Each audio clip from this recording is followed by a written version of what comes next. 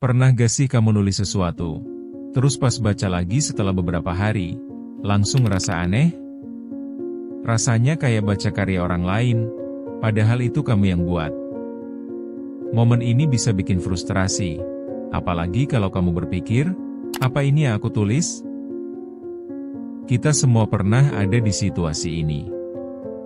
Tewa, kan? Kapan hari kamu baru selesai nulis tugas kuliah, terus cek lagi, malah bingung sendiri sama kalimat yang diketik. Kok bisa ya? Kenapa tulisan sendiri terasa jauh dan asing? Chapter 1, Mengapa tulisan kita terkesan asing? Tulisan yang baru saja kita hasilkan terkadang terasa aneh saat kita baca beberapa waktu kemudian. Ini adalah pengalaman umum yang mungkin dialami oleh banyak orang. Ketika kita menulis, pikiran kita sedang terfokus pada alur dan pernyataan yang kita ingin sampaikan.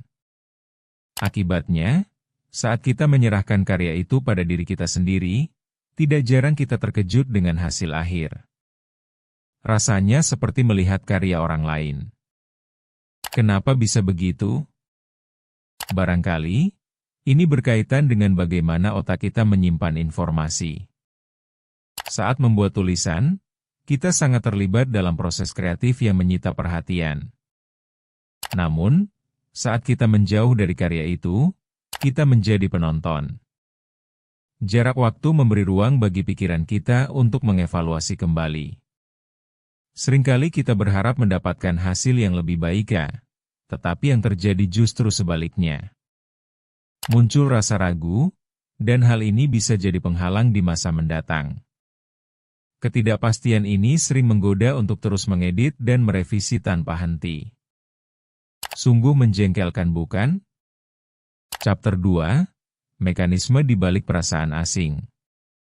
Sebelum kita melangkah lebih jauh, penting untuk memahami bagaimana pikiran manusia bekerja. Setiap kali kita membuat teks, ada proses kognitif rumit di dalamnya. Proses ini melibatkan konsentrasi, pemikiran kritis, serta kreativitas. Ketika kita terlibat dalam menulis, fokus kita terpusat pada kata-kata yang kita pilih dan pesan yang ingin kita sampaikan. Namun, seiring berjalannya waktu, kita kehilangan konteks tersebut. Saat membaca benda yang kita tulis, kita bisa jadi melihatnya dari sudut pandang yang lebih objektif, atau malah lebih emosional. Tiba-tiba, kata-kata dan ide tersebut terdengar asing, seolah-olah ditulis oleh orang lain.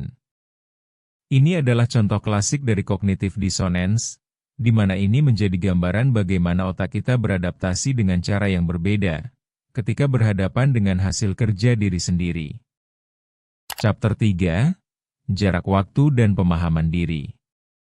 Jarak waktu bukan hanya sekadar jeda, tetapi juga merupakan kesempatan bagi kita untuk merenungkan, bertanya, dan menyelami lebih dalam.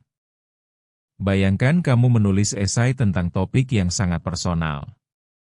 Setelah beberapa minggu, saat membaca kembali, mungkin kamu jadi sadar bahwa pandanganmu telah berubah.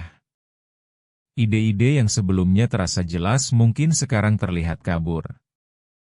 Apa yang terjadi? Inilah saatnya kesadaran diri berperan.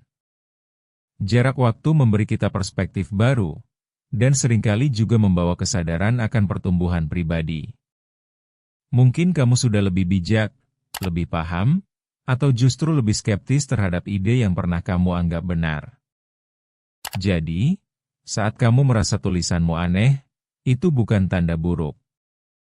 Itu adalah tanda bahwa kamu tumbuh dan terus belajar dari pengalaman. Chapter 4, Menerima Ketidakpastian dalam Berkarya. Kesadaran bahwa tulisan kita mungkin terasa aneh seiring waktu harusnya tidak mengurangi rasa percaya diri kita. Justru, ini harusnya jadi renungan.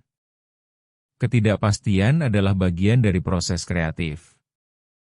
Setiap penulis berpengalaman tahu bahwa tidak ada satupun karya yang sempurna. Kamu mungkin berpendapat bahwa satu paragraf sudah sangat baik, tetapi pandanganmu bisa berubah. Jadi, bagaimana cara menyikapi ini? Pertama, Terima bahwa ketidaksempurnaan adalah hal yang wajar. Kedua, berbagi dengan orang lain bisa jadi cara untuk mendapatkan perspektif baru. Ketiga, revisi adalah bagian penting dari proses, tetapi jangan terlalu terikat pada satu sudut pandang. Semakin kita terbuka, semakin bisa kita menemukan kekuatan dari penulisan kita. Cobalah untuk tidak terjebak dalam siklus meragukan diri.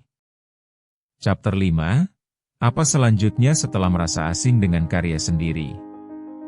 Setelah menulis dan merasakan kekaguman atau keraguan, apa langkah berikutnya? Pertama, awasi tulisan dengan rasa ingin tahu, bukan dengan kritik. Cobalah untuk memahami proses yang kamu jalani. Kedua, jika kamu merasa ada yang kurang, buat catatan. Apa yang ingin kamu ubah atau tambahkan? Ketiga, jangan ragu untuk meminta umpan balik dari orang lain. Pandangan luar bisa jadi sangat berharga. Akhirnya, tulis lagi. Jangan berhenti. Pemahaman kita akan diri sendiri dan tulisan kita akan terus berkembang. Kita tidak hanya menulis untuk hasil, tetapi juga untuk proses dan perjalanan kreatif yang menyertainya. Ketika datang waktu untuk membaca ulang, rasanya aneh. Tapi aneh itu bukan penghalang, melainkan tanda kamu sudah melangkah lebih jauh. Jangan lupa untuk subscribe di Memoria dan explore lebih banyak kisah yang menantang pikiran.